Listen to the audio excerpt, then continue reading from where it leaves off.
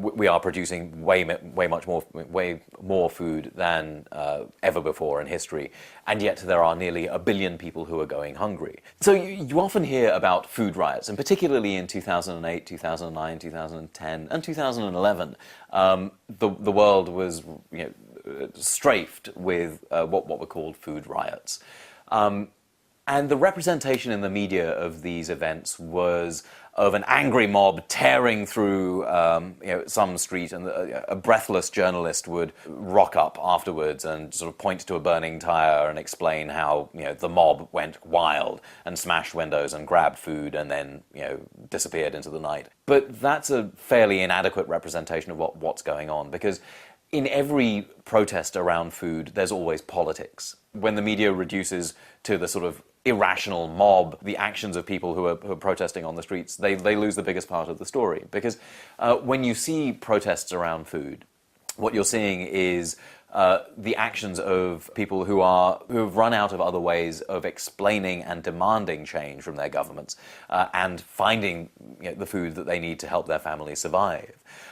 And so every food protest is also inevitably a protest about politics, and invariably those politics are very well articulated. So when you have food protests in Haiti, for example, these were protests about the high price of food, but also for the return of Jean-Bertrand Aristide, who was kicked out of the country in a coup that seems widely to be agreed that was sponsored by the United States. Now, recently we've seen more examples of that. In 2011, the series of protests around the Mediterranean that began to be initially as the Arab Spring, people forget that in Algeria, food protests began with a protest around the high price of food, the high price of wheat in particular. And these rebellions that began there, they weren't all about food, far from it, but food was definitely a spark. And particularly the high price of food was a spark that articulated with people's inability to get and to wring change from government. And so, the upshot of this was big protests in the street, particularly around the price of food, but also about political transformation and political accountability.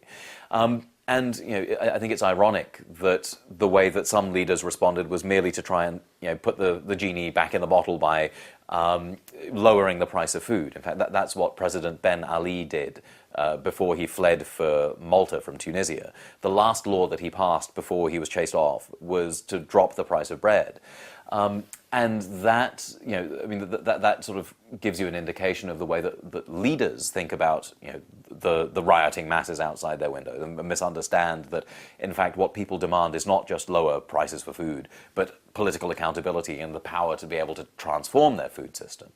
But I think that's why food rebellions, to me, are not things to fear, but actually an expression of political dissatisfaction that can be very powerful. The idea of a riot is always represented in the media as a loss of order. But if the order was unjust and undemocratic, then that's no order that anyone should want a part of.